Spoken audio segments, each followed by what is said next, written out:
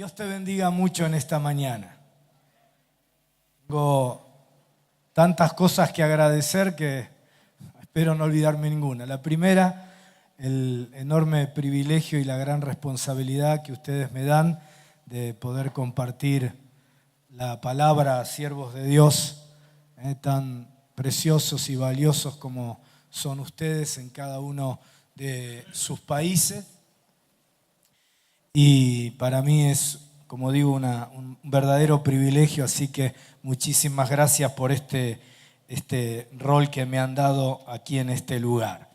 El segundo motivo de gratitud es porque han tenido conmigo una paciencia gigantesca, ¿no? Me han invitado hace mucho tiempo, dije que sí y luego me di cuenta que la fecha coincidía con la fecha de parto de mi primera nieta, o de nacimiento, de potencial nacimiento de mi primera nieta. Y entonces les pedí a los organizadores que me liberaran de la invitación y los hermanos primero no solo entendieron mi causa, sino que al contrario, ¿no? Me animaron a que priorizara la familia por encima del ministerio, así que lo valoré mucho. Pero me dijeron igualmente, como la fecha uno nunca sabe, vamos a esperar un poquito hasta último momento. Y ya esta semana pasada, esta semana, día miércoles, les escribí diciéndoles, miren, yo sé, perdonen, no los puedo seguir haciendo esperar hasta el último día, así que siéntanse en libertad. Y me dijeron que sí, que estaba bien, especialmente Jerry, que era con el que me conectaba, pero todos los hermanos de organizadores en el mismo sentir, ¿no? Así que me liberaron de poder estar aquí, con dolor para mí por no poder honrar la invitación que ustedes me habían hecho. Pero al día siguiente nació mi nieta Paz, así que si me ven con el babero y me ven un poco más viejo es porque ahora soy abuelo.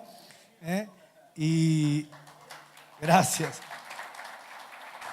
Y otra vez con una enorme generosidad, amor y disposición, los organizadores, cuando les comenté que ya había nacido, así que si a ellos les parecía podía viajar, me dijeron otra vez que sí, modificando otra vez el programa. Así que se imaginan la gratitud mía y la honra con que quiero destacar a mis hermanos por esta flexibilidad y amor.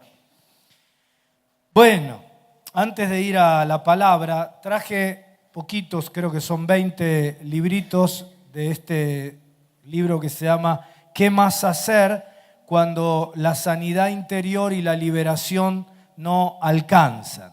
¿Sí? Estas son dos herramientas preciosas que la iglesia tiene para ministrar a las personas, la sanidad interior, la liberación, pero hay mucha gente que ha sido ministrada en sanidad, en liberación, y sin embargo no terminan de resolver los problemas de fondo de su vida, ¿sí? Y entonces el libro apunta a precisamente sanar esas cuestiones o ir a un nivel de mayor profundidad para poder sanar definitivamente aquellas cuestiones que todavía cargan la vida de las personas.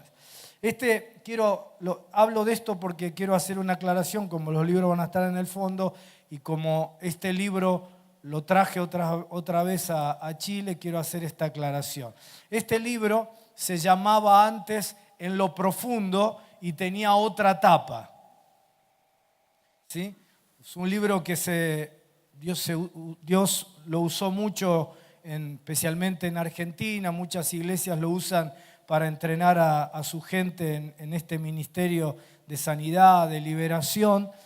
Y bueno, se agotó y la nueva editorial Peniel, decidió cambiarle la tapa y el título. Pero el contenido es exactamente el mismo. Así que si vos compraste En lo profundo, no lo vuelvas a comprar porque es el mismo libro, ¿sí? Ahora, si no lo compraste, ahí hay algunos para disposición tuya.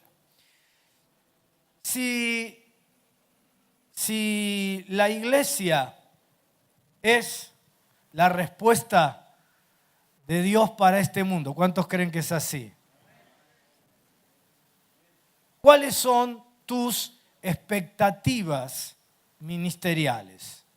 Hoy en las dos presentaciones que tengo quiero hablar más de lo pastoral y dejar el tema más macro de la iglesia para los otros expositores. Quiero preguntarte por tus expectativas, porque la fe es la certeza de lo que se espera. ¿Cuáles son tus expectativas? ¿Qué es lo que estás esperando para tu ciudad? El justo vive por la fe, es decir, vive por la certeza de lo que espera. Vive por la certeza de sus expectativas. ¿Cuáles son tus expectativas, querida consierva, querido consiervo? El que sirve a Dios tiene expectativas, sabe lo que quiere. ¿Cuáles son tus expectativas? ¿Qué esperás no solo para tu ministerio, sino qué esperás para tu ciudad? No solo qué desearías que ocurra, sino cuál es la certeza de lo que esperás. ¿Qué es aquello que hace que tu vida tenga propósito? Que te levantes cada mañana sabiendo qué hacer en ese día. ¿Qué hace que vos vivas orientando todo hacia eso? ¿Qué es aquello que fija tus prioridades? Que determina aquello a lo que le dices que sí y aquello que es muy bueno, pero que le dices que no porque no coincide con tu expectativa, con lo que Dios ha colocado en tu corazón. ¿Cuál es tu expectativa? ¿Qué es eso que Dios puso, esa certeza para tu ministerio y tu ciudad?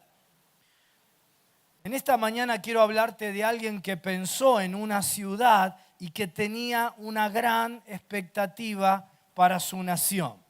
Vamos a ver si esto funciona. Sí. Romanos capítulo 1, versículos 8 al 15, dice la palabra de Dios: primeramente doy gracias a mi Dios mediante Jesucristo con respecto a todos vosotros, de que vuestra fe se divulga por todo el mundo. Porque testigo me es Dios, a quien sirvo en mi espíritu en el evangelio de su Hijo, de que sin cesar hago mención de vosotros siempre en mis oraciones. A ver, Bernardo, ayúdame un poquito ahí por las dudas. Pásame la siguiente. Rogando que de alguna manera tenga al fin, por la voluntad de Dios, un próspero viaje para ir a vosotros, porque deseo veros para comunicaros algún don espiritual a fin de que seáis confirmados. Esto es para ser mutuamente confortados por la fe que nos es común a vosotros y a mí. La que sigue. Pero no quiero, hermanos, que ignoréis que muchas veces me he propuesto ir a vosotros, pero hasta ahora he sido estorbado para tener también entre vosotros algún fruto, como entre los demás gentiles. A griegos y a no griegos, a sabios y a no sabios, soy deudor. Así que en cuanto a mí, pronto estoy a anunciaros el evangelio también a vosotros que estáis en Roma. La que sigue, leamos nuevamente el versículo 11. Porque deseo veros para comunicaros algún don espiritual a fin de que seáis confirmados. La que sigue. Pablo expresa un deseo. Pablo expresa un anhelo, una expectativa. ¿Cuál es tu expectativa? Para él, Roma era una ciudad importante en su corazón. Tenía un fuerte deseo de verlos a ellos, de impartirles algún don. Tenía una expectativa alta. Como dice el pastor Guerrero, quien tiene la llenura del Señor no se puede quedar corto en su visión. Pablo tenía un anhelo profundo por afectar esa ciudad. ¿Cuál es tu deseo para tu ciudad? ¿Cuál es tu visión? ¿Cuál es tu expectativa? La palabra expectativa viene del vocablo latino expectatum, que significa lo que ha sido visto con un propósito. Lo que ha sido visto con un propósito. Quien tiene expectativas no está caminando en un terreno de incertidumbres. Es quien ya previamente lo vio y entendió que todo lo que se puede hacer es de gran importancia. A esta altura, el apóstol Pablo ya ha alcanzado, diríamos nosotros, la cumbre de su ministerio. Estaba, podríamos decir, realizado ministerialmente. Nosotros podríamos pensar que estaría tal vez a las puertas de un inminente retiro o de un inminente descanso, pero él está pensando en llegar a Roma para hacer un trabajo significativo en Roma. No está pensando en retirarse, sino que tiene expectativas, porque la gente de Dios, los siervos y las siervas de Dios, siempre tenemos expectativas, siempre pensamos en más. Lo que sigue a la visión, a tener una visión de Dios, es la comunicación. Pablo no se quedó solo con sus expectativas, porque las expectativas siempre tienen que ver con los demás, con los otros. No solo tiene que ver con mi futuro, no es una cuestión personalista de mi ministerio, sino que tiene que ver las visiones de Dios con los demás. ¿De qué manera involucro a otros en lo que Dios quiere hacer? ¿De qué manera me uno a otros en las expectativas que Dios ha colocado en mi corazón? Y Pablo siempre involucraba a otros. Como era un hombre de expectativas, involucraba a otros. Cuando alguien tiene expectativas, no personales, sino de una visión dada por Dios, la comparte para sumar a otros. Y al hacerlo, al compartirla, no se le habla a alguien en términos de sugerencias, de buenas ideas, sino con autoridad, con la autoridad que viene de la certeza de lo que se espera. Como Dios le había dado visión y la visión le generó expectativas altas y la expectativa alta le generó deseo, con certeza comunica a los demás su expectativa. Por eso escribe primero una epístola, una carta. Y lo que busca es revolucionar a los creyentes allí en la ciudad de Roma. ¿Por qué? Porque ellos debían involucrarse para revolucionar una ciudad que necesita ser impactada por la iglesia, porque la iglesia es la respuesta de Dios para el mundo. Alguien con expectativas no se queda solo con las expectativas, sino que toca a uno, toca a otro, toca a familias para comunicarles que lo que está viviendo, lo que ha previamente visualizado en el espíritu, lo que está sintiendo, no es una cuestión personal, sino que es una cuestión de Dios para los demás también. Vuelvo a la pregunta inicial. ¿Cuál es tu expectativa en este momento para tu ministerio, para tu congregación, para tu ciudad? Si hace años que estás en tu ciudad, tal vez Dios deba renovar tus expectativas. Tenés que clarificar esas expectativas y empezar a contagiar a otros en función de esas expectativas que Dios ha colocado en tu corazón. Porque si no lo hacemos, queridos consiervos, va a llegar un momento en nuestro ministerio, y para muchos ya ha llegado, donde nos vamos a sentir llenos de frustración y de amargura. Como escucho a tantos pastores decir, vamos a llegar al momento en donde vamos a creer que la gente es dura, que no quiere aportar a la tarea. Pero es probable que no hayamos sabido comunicar con autoridad de lo alto la visión que Dios tiene para este tiempo, y que no hayamos sabido involucrar a la gente en la visión de Dios. Y la gente no está haciendo eco de lo que Dios nos ha mostrado. Y entonces lo que sigue es que nos frustramos. Y lo que sigue a la frustración es que nos volvemos intolerantes con la gente. Y empezamos a tener problemas con la gente. Y empezamos también a agotarnos. Pero yo quiero decirte que Dios quiere abrir tu vida a su visión para despertar en vos una nueva expectativa para tu ciudad.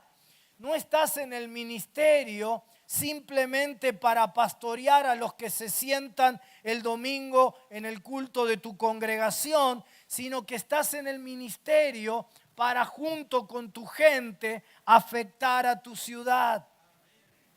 No estás en el ministerio para consolar a los que son miembros de tu congregación en medio de las situaciones difíciles. Estás, además de eso, para revolucionarlos, para activarlos. Y para ello Dios quiere que les contagies las expectativas altas que Dios pone en tu corazón. Y que lo hagas con certeza, con autoridad de lo alto. Que declares que empieza un nuevo tiempo para el evangelio en tu ciudad, y que contagies a tu gente a hacer lo que Dios quiere en este tiempo. Porque estoy convencido que en tiempos difíciles como los que vivimos, tiempos de crisis moral, de crisis familiar, de crisis social, de injusticia, de pobreza, de limitaciones, como viven prácticamente todas nuestras naciones en América Latina, ese es el tiempo privilegiado de Dios para su iglesia. Siempre en la historia de nuestras naciones, por lo menos en Argentina, cada vez que ha venido un mover nuevo del Espíritu Santo, ha ocurrido inmediatamente después de un tiempo de gran crisis. Porque es la iglesia la respuesta de Dios para este mundo, y es la iglesia la que puede hacer la gran diferencia. Esa comunidad profética de la que nos hablaba Cristian anoche es la que puede cambiar la realidad, porque no es una cuestión profética de verbalización, sino que el ministerio profético crea nuevas realidades, porque la palabra de Dios nunca vuelve vacía, sino que crea aquello para lo cual fue enviada, y es prosperada en todo para lo cual es enviada. Este es el tiempo de la iglesia en tu ciudad. ¿Cuántos dicen amén? Es tiempo para evangelizar más que nunca. Es tiempo para discipular más que nunca. Porque vamos a comprobar que la gente está más receptiva que nunca. Es el tiempo para alcanzar a los jóvenes. Es el tiempo para alcanzarlos. Están sin esperanza. Ya han probado de todo. Cada vez tienen mayor facilidad y acceso a probar de todo, y cada vez lo hacen más tempranamente. Así que cada vez también más tempranamente se frustran y se sienten más vacíos. Ya el vacío no ocurre en adultos de 40, ni de 30, ni en jóvenes de 20. Ya está ocurriendo en adolescentes de 12 años que se quieren quitar la vida porque han probado de todo. Es el tiempo, es el tiempo. Es el tiempo en que Dios quiere que levantes nuevos líderes en la iglesia, que levantes nuevos pastores. Cuando vos tenés una expectativa alta, una expectativa de crecimiento y de extensión, entonces se generan espacios nuevos que lo ocupan líderes nuevos y especialmente líderes jóvenes. Y también cada vez son más jóvenes los líderes que están haciendo la diferencia en la iglesia. Cada vez son más jovencitos. Yo me doy cuenta que en mi congregación la gran diferencia no la estoy haciendo yo ni los otros pastores más grandes, sino los más jovencitos. Espacios en la extensión, en los nuevos lugares, en los nuevos ambientes, espacios en los lugares que antes estaban ocupados por los que se extendieron. Cuando la manera de crear espacios es que vos generes para tu propio ministerio un nuevo espacio. La única manera es que te extiendas. Cuando vos te extendés y ocupás un nuevo espacio, el espacio que antes ocupabas lo tiene que ocupar otro. Y cuando ese otro ocupa el espacio que vos antes ocupabas, el espacio que ese otro ocupaba antes lo tiene que ocupar otro, y así sucesivamente.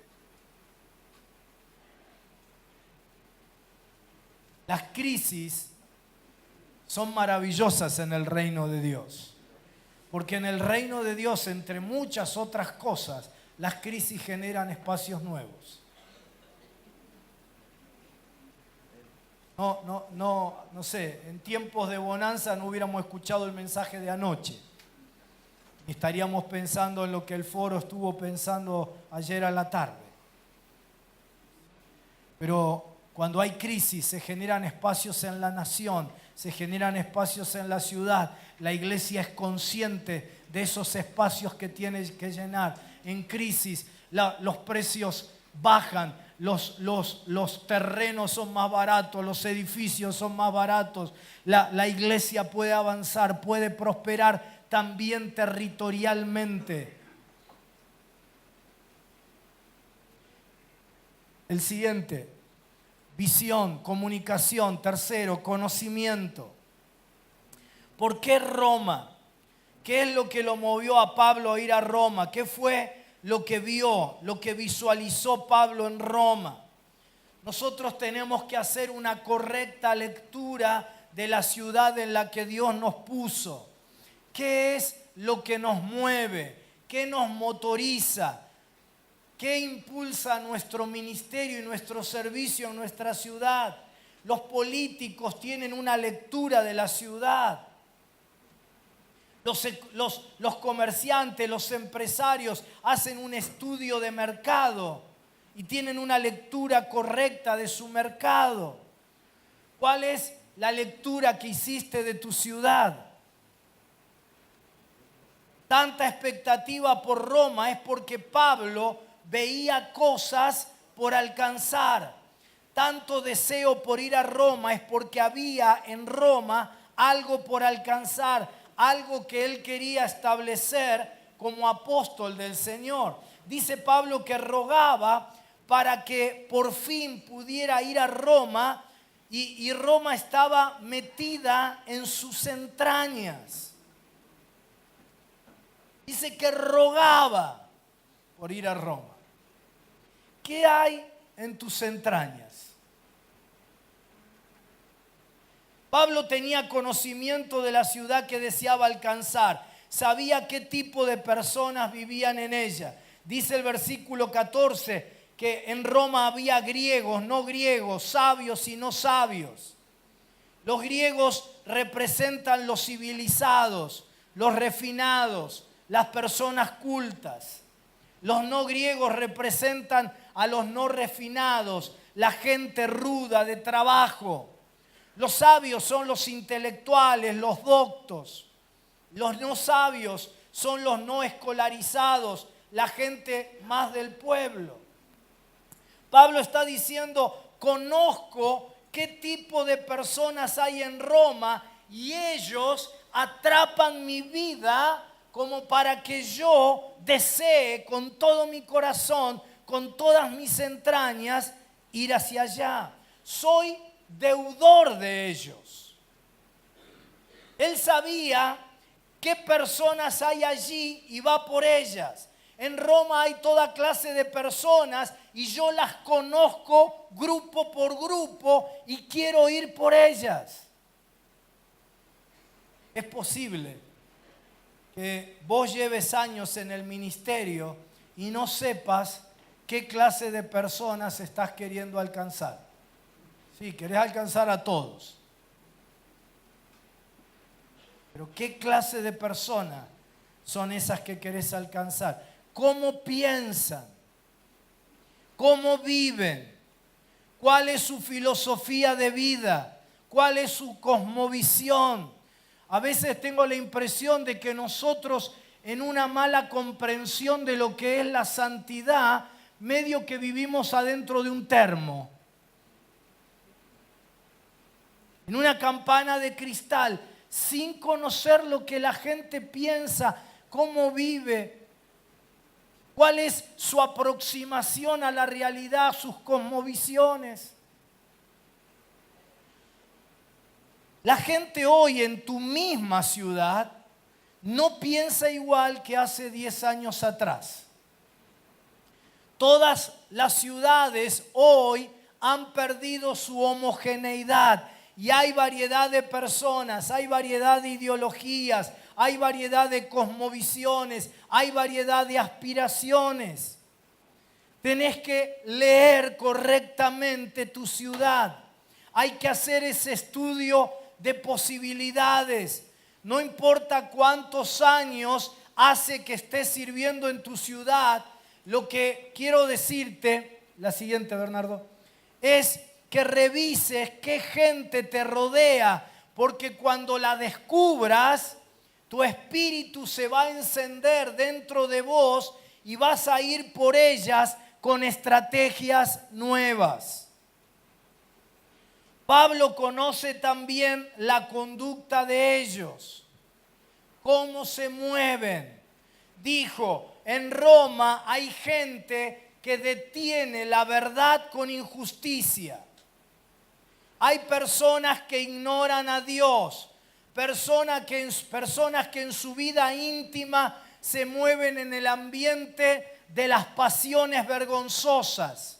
Se mueven en una mentalidad reprobada. Hay gente muy religiosa, pero que rinden culto a las criaturas en lugar de culto al Creador.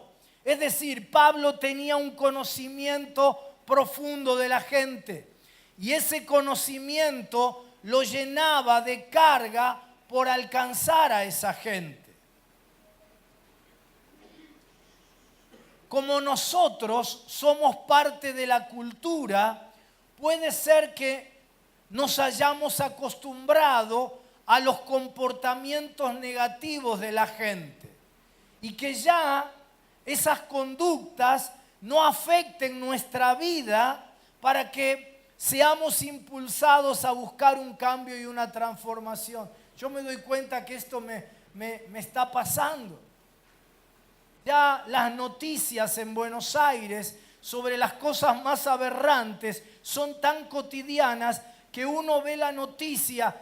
La semana pasada yo estaba viendo allí, mientras tomaba un café en mi casa a la mañana, estaba viendo el noticiero y pasaban que a una chica la habían abusado, la habían apuñalado, la habían matado. Y yo tomando el café. De pronto reacciono, ¿no? Digo, ¿qué estoy haciendo tomando el desayuno en lugar de estar de rodillas clamando por esta situación en mi ciudad? Y ya nos hemos acostumbrado. Como si fuera ciencia ficción, vemos desastres en nuestra ciudad y seguimos comiendo la pizza. Y eso ya no afecta a nuestra vida para que seamos impulsados a buscar un cambio y una transformación. ¿De verdad creemos que la iglesia es la respuesta de Dios para el mundo? De verdad. No en nuestra teología, no en nuestro enunciado, no en nuestra aspiración. Adentro, en nuestras entrañas, ¿lo creemos? Algunas cosas hace algunos años atrás provocaban en la vida de la gente una angustia generalizada, pero ahora se han convertido en moneda corriente. Es parte de lo cotidiano. Nos hemos acostumbrado, mis hermanos, a la inmoralidad, a la deshonestidad, a la idolatría, al asesinato, a la violencia, a la pobreza, a la corrupción. Es importante que entendamos que alrededor de nosotros, en nuestra ciudad, están ocurriendo comportamientos que no agradan a Dios, que como hemos cantado y orado en esta mañana, Dios está queriendo sanar nuestra tierra, pero está necesitada de una iglesia que con su misión genere un arrepentimiento en medio de la ciudad. Necesitamos escuchar y dejarnos atrapar por una ciudad que grita, por gente que clama. Necesitamos escuchar el gemido de la gente de nuestra ciudad que aguarda la manifestación de los hijos de Dios. Y Pablo le escribe a la iglesia en esa ciudad y les dice, la ciudad está con un anhelo ardiente. La ciudad está gritando. Ellos no lo saben verbalizar. Ni siquiera saben que la iglesia es la que debe escuchar ese clamor. No lo saben expresar. No saben bien lo que quieren, pero están gritando. Lo expresan con gritos de desesperación, con comportamientos autodestructivos, pero lo que están diciendo es, necesitamos de la iglesia, necesitamos de la manifestación de los hijos de Dios.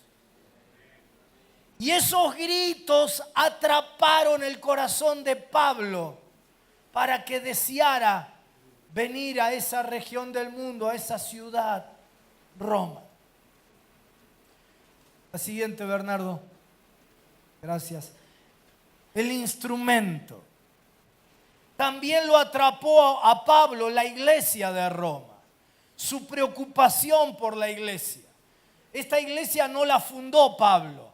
Sin embargo, él quiere afectar una iglesia que no es nacida de su vientre ministerial. Más allá de que él tiene información y agradece a Dios de que aquella iglesia estaba asentada en la fe y que tiene comportamientos correctos, dice que la quiere afectar porque al sopesar, al evaluar y sopesar la situación de la ciudad, les escribe para que sean los creyentes los que se despierten y afecten la ciudad y no la ciudad la que afecte a la iglesia con sus criterios de vida. Quiere sacudir y mover la iglesia. Por eso les dice, no me avergüenzo del evangelio, porque es poder de Dios para salvación. En medio de una ciudad con inmoralidad, con idolatría, con injusticia, con mentes reprobadas que rechazan la verdad con pecaminosidad, no nos podemos avergonzar del evangelio, porque el evangelio es poder de Dios para salvación de esa gente. No tenemos que tener temor al rechazo ni complejo de minoría. Tampoco tenemos que otra vez malentender la santidad y creer que porque somos santos no tenemos que estar cerca de esa gente. Cuanto más pecadores sean, más cerca tenemos que estar para transformarles y cambiarles y convertirlos a Cristo. Y entonces les revela cómo vivir en una ciudad apartada de Dios, contaminada, y les dice, el justo vive por la fe. Pero acordate que antes de la fe viene el arrepentimiento, como nos decía Juan recién en la palabra que Dios le dio. Es decir, antes de la fe viene la metanoia, el cambio de mentalidad. Porque si nosotros persistimos en creer que somos la pequeña minoría rechazada, el grupo de santos que tienen que estar encerrados en sus ambientes y en sus edificios y en sus casas. Es decir, si no hay metanoia, un cambio de mentalidad, viviremos sin poder cumplir nuestra misión. Y la iglesia, por más que en el plan de Dios lo sea, en la realidad de nuestras ciudades no será respuesta de Dios para el mundo. Nosotros somos los representantes del Evangelio, que es poder para salvación de la gente. Si vos creés que somos la minoría rechazada, los pobrecitos, como decía Cristian ayer, los brutos y los ignorantes y todo eso, si creemos de esa manera, viviremos avergonzados, disminuidos, retraídos en dar nuestras respuestas. Y Pablo se da cuenta que él solo no va a cambiar la ciudad, que es la iglesia la que tiene que afectar. Y entonces tiene carga por la iglesia y la desafía a no avergonzarse, a ser sal y luz en la ciudad. Pablo no fundó esa iglesia, pero tiene carga por ella. Si estás pastoreando un pueblo que vos no formaste y tal vez sentís que a pesar del tiempo que ya llevas ministrando allí, todavía no hay ese, ¿cómo diríamos? Ese feeling ministerial, esa cercanía, ese contacto pastoral con la gente, entre lo que tú sientes y lo que la gente siente, e interpretas que es por eso que las cosas no avanzan como vos decías. No dejes que tu corazón se dañe. No vivas peleando con nadie. No maltrates a tu gente. No seas duro con la gente. Primero revisa tus propias expectativas. Tenés expectativas altas, no solo para tu ministerio, no solo para lo que hay que hacer. Tenés expectativas altas de tu gente, para tu gente. ¿Estás orgulloso de la gente que Dios te dio? No, pero pastor, vos no sabés lo que son algunos miembros. Claro que no son perfectos, pero mis hijos tampoco son perfectos y sin embargo yo me siento tan agradecido a Dios por mis hijos. ¿Tenés expectativas altas para tu gente? Y una vez que Dios haya puesto sus expectativas en tu corazón, entonces influencia a tu gente, mostrale esas expectativas que Dios tiene para ellos. ¿Sabes? Jesús viene de hacer una gira por todas las aldeas y ciudades de Galilea. Y el resumen bíblico después de cada una de esas giras, de cada de esas ciudades, dice que sanaba a todos los enfermos, que liberaba a todos los endemoniados. Pero de pronto llega a su pueblo, Nazaret, el lugar donde se había criado. Y dice que ahí no puede sanar a muchos, solo a unos pocos. Gracias, hermano.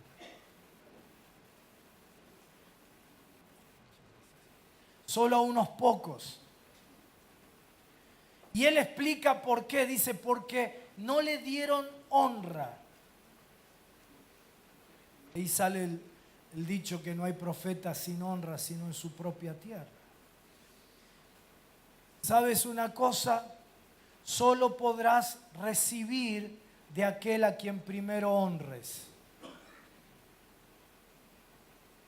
La misma unción que estaba sobre Jesús en Betsaida, en Capernaum, en Tiberíades y en todas las aldeas y pueblos de Galilea, estaba sobre él en Nazaret.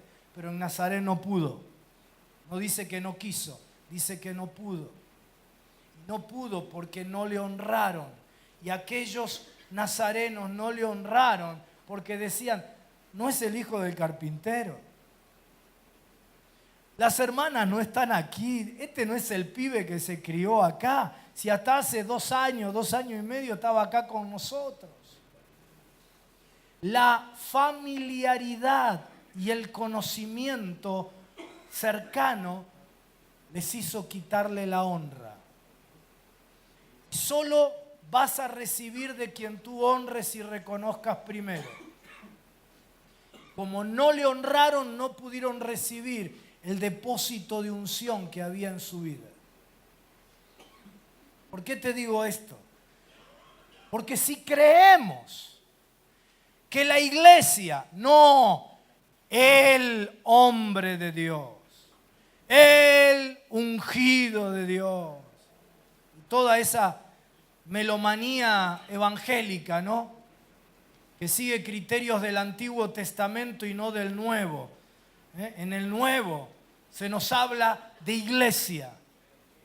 Si creemos que la iglesia es la respuesta de Dios para el mundo, en tu gente está la respuesta de Dios para el mundo. Pero hasta que tú no los honres y no veas el depósito de unción que Dios ha colocado en cada uno de tus hermanitos, no podrás activarlos para que cumplan la expectativa de Dios y respondan a los gritos de la ciudad.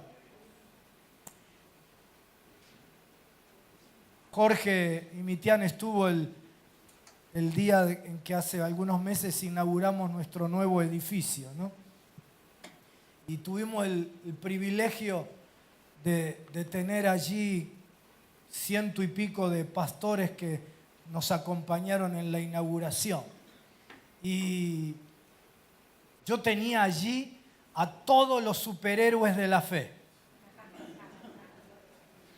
Tenía a Jorge Mitián con capa de Superman.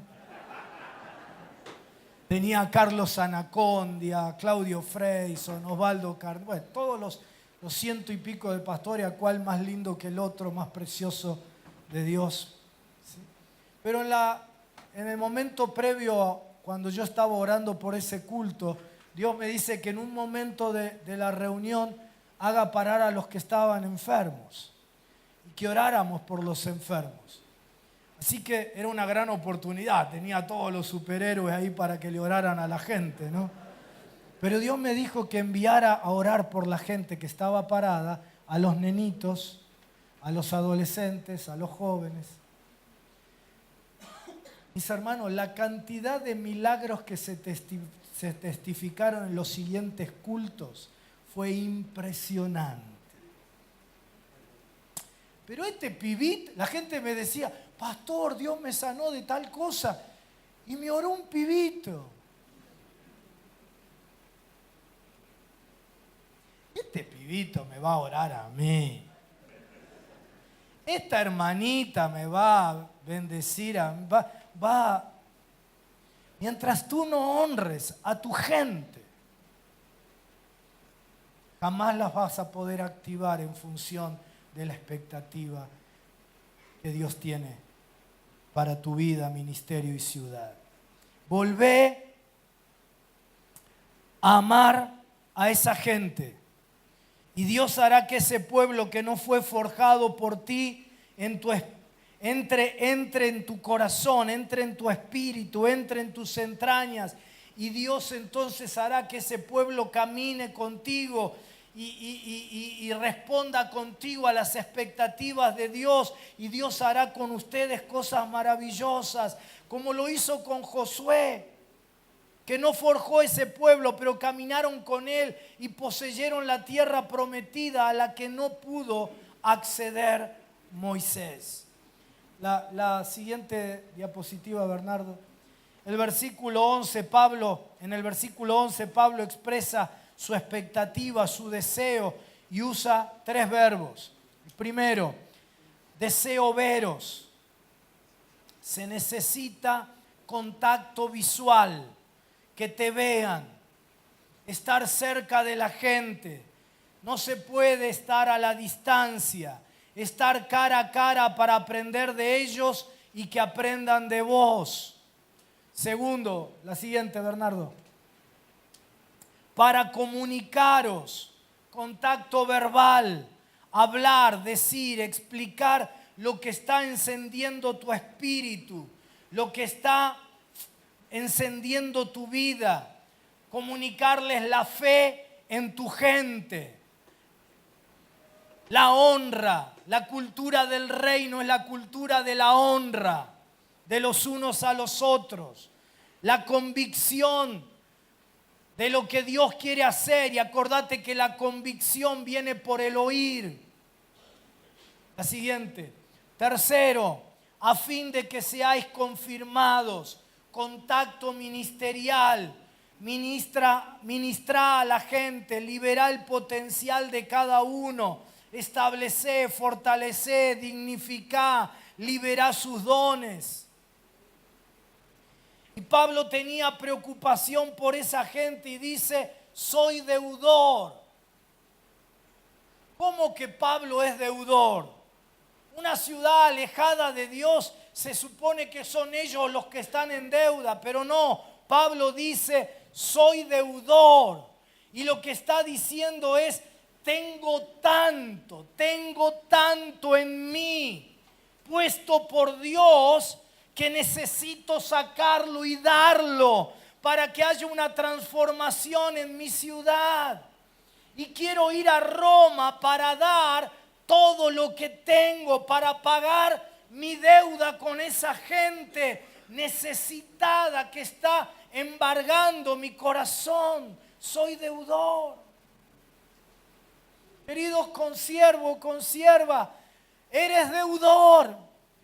Porque Dios te ha dado tanto.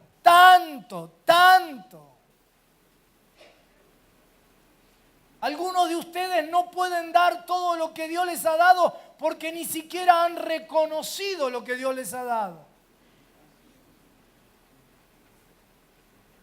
Porque corazones sin sanar, que no han recibido reconocimiento paterno, te hacen que ni siquiera te puedas reconocer. Y no se trata de levantar el yo, al contrario, hay que crucificarlo. Se trata de conocer lo que Dios ha puesto, que es don, que es regalo, inmerecido, que no es tuyo, pero que Dios lo ha colocado. Y eres deudor de todo eso que Dios te ha dado, porque lo que Dios te ha dado, te lo ha dado para algo. Lo que Dios te ha dado junto con el lugar donde te ha puesto conforman una ecuación ministerial. Te puso en este lugar, en esta ciudad, para que todo lo que te ha dado bendiga esa ciudad. Somos deudores. Tenemos una deuda con la gente, con la ciudad, y es el tiempo que se despierte en vos un fuerte deseo por pagar la deuda, es decir, por dar todo lo que Dios te ha dado.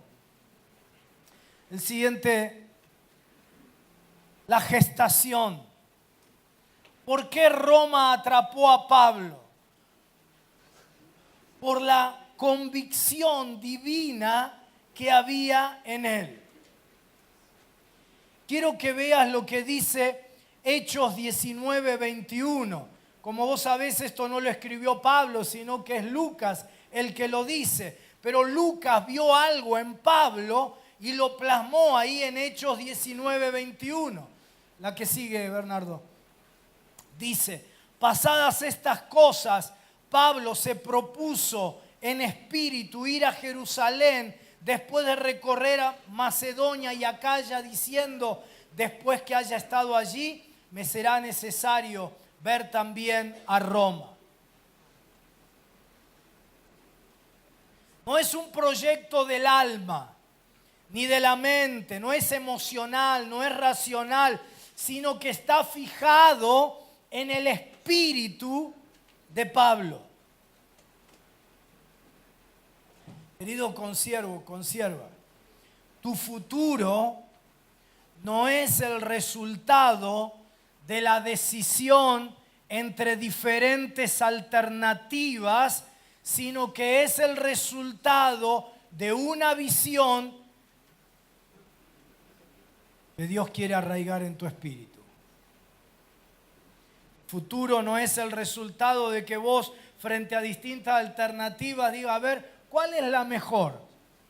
Sino que tu futuro está determinado por una visión de Dios que Él quiere arraigar en tu espíritu. Dios debe enseñarnos a fijar en el espíritu el proyecto que Dios tiene para nuestro ministerio. Hace por lo menos 2 años y medio que Dios me hace orar absolutamente todos los días 4 capítulos de la Biblia donde está expresada su proyecto para mi vida, para mi ministerio y para este tiempo. Y yo quiero salirme de esos 4, hace 2 años y medio, 4 capítulos todos los días lo mismo. Quiero salirme de ahí. Y Dios me dice no, porque todavía no se ha fijado.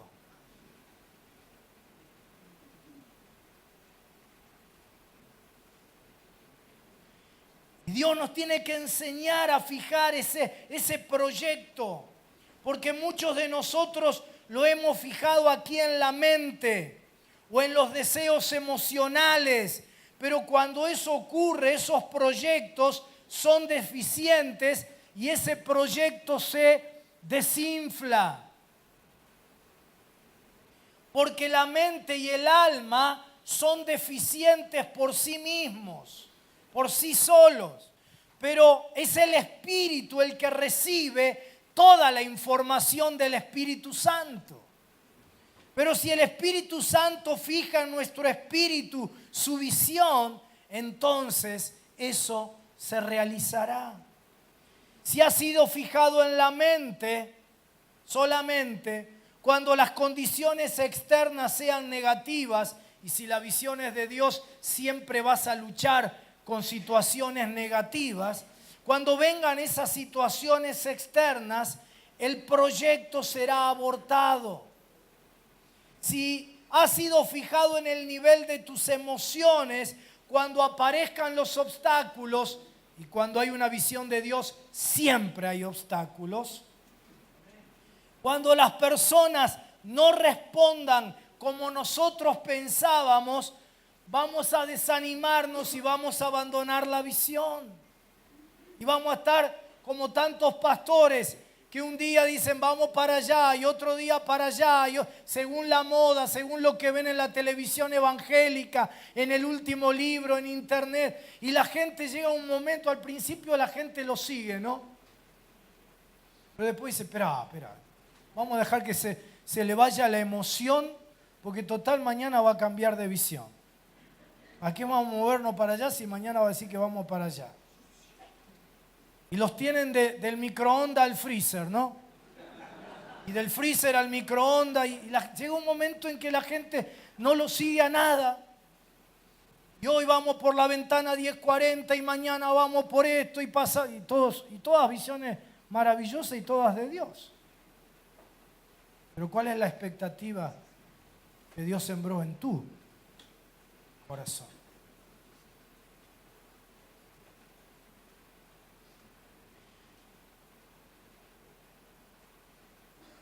Este es el tiempo para cambiar las impresiones.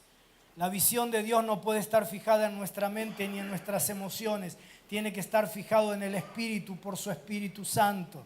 Y entonces no importa la situación alrededor tuyo, no importan los obstáculos ni las reacciones primeras de la gente. Si es del Espíritu, nada lo impedirá. Puede pasar el tiempo, la que sigue Bernardo, pero nada ni nadie podrá arrebatar ese sueño que Dios puso en tu corazón. Para que un proyecto se realice, tiene que ser producto de una visión de Dios. Y el Espíritu, esto es algo que aprendí del pastor Satirio dos Santos, ¿no? El Espíritu logra codificar dentro nuestro lo que Él quiere hacer. Y cuando codifica, hace posesión de los territorios. Roma estaba metida en el espíritu de Pablo, y entonces Pablo, viste como este código de barras. Cuando vos pasás por el supermercado con la leche, ¿sí? El lector te lee. O cuando vos tenés en los barrios cerrados una tarjeta de acceso al barrio, pasás con la tarjeta y te lee el código y se te abre la puerta. Roma estaba metida en el espíritu de Pablo, y entonces Pablo poseía el código de posesión de ese territorio. Cuando la visión vino de Dios y se fijó en tu espíritu, allí en tu espíritu, cuando eso está fijado, se marcó un código. Y ese código te da posesión del territorio que Dios te hizo visualizar. Y ese código te da acceso a los lugares que Dios te está entregando. Lugares, personas, ámbitos, etc. Cuando Dios te da una visión, junto con la visión, te da el código de posesión de ese territorio. Mira cómo lo dice el Salmo 114. Cuando salió Israel de Egipto, la casa de Jacob, del pueblo extranjero, Judá vino a ser su santuario e Israel su señorío. El mar vio a ese pueblo de esclavos que huía y huyó. El Jordán se volvió atrás. Los montes saltaron como carneros, los collados como corderitos. ¿Qué tuviste, oh mar?, pregunta el salmista, ¿no? ¿Cómo puede ser que frente a un rejuntado de esclavos, toda la creación respondió? ¿Qué tuviste, oh mar, que huiste? Y tú, oh Jordán, que te volviste atrás. Oh montes, ¿por qué saltasteis como carneros y vosotros collados como corderitos? A la presencia de Jehová tiembla la tierra, a la presencia del Dios de Jacob, el cual cambió la peña en estanque de aguas y en fuentes de aguas la roca. Dale un aplauso al Señor.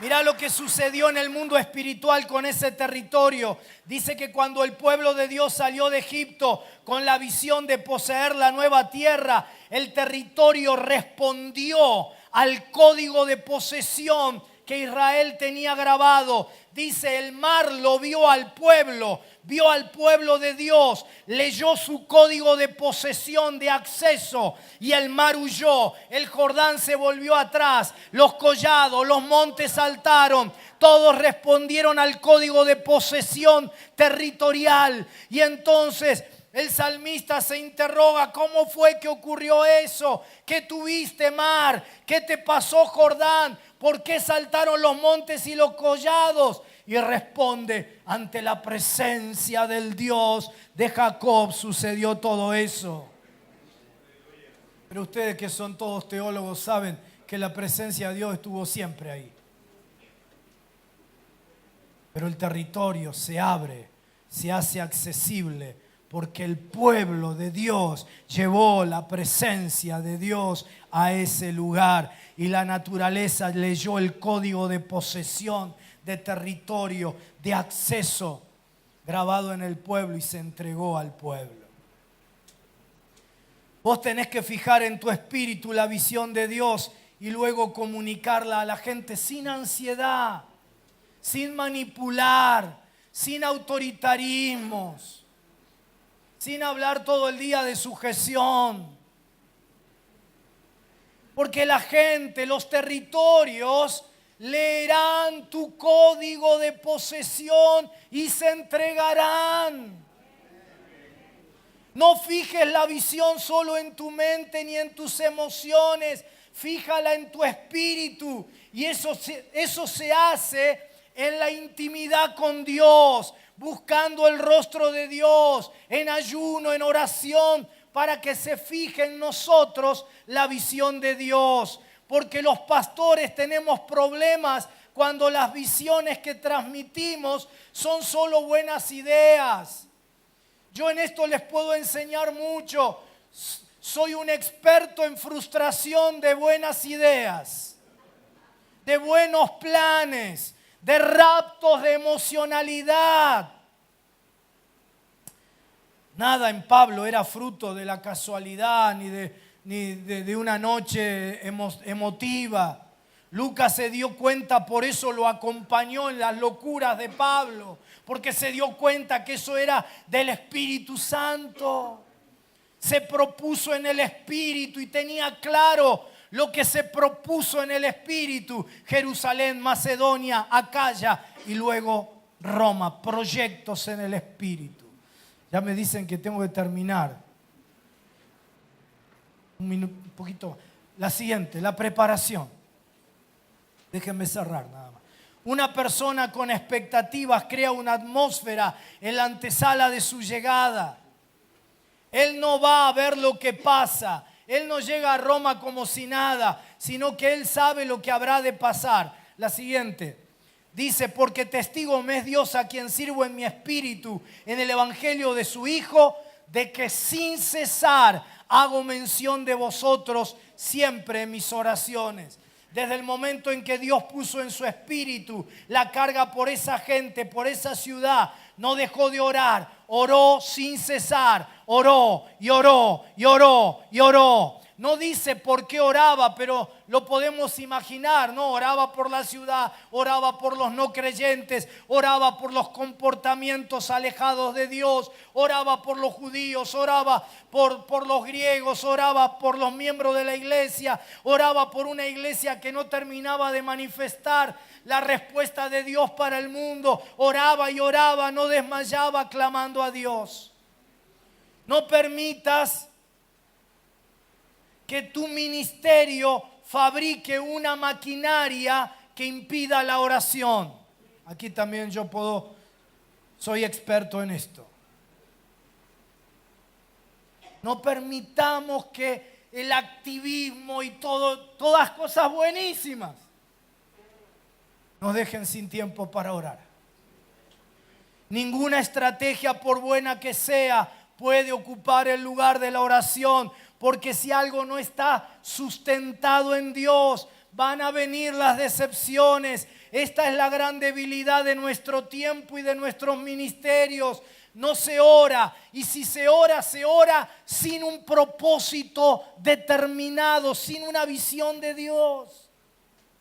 Y la siguiente, y oraba por algo más, rogando que de alguna manera tenga al fin, por la voluntad de Dios, un próspero viaje para ir a vosotros. Pablo estableció algo importante: voluntades alineadas. Voluntad de Pablo ya está embargada para ir a Roma. Pero aun cuando yo tengo fijada la visión de ir a Roma, aun cuando estoy apasionado por ir, si Dios no me enciende el semáforo verde, en última instancia yo no camino.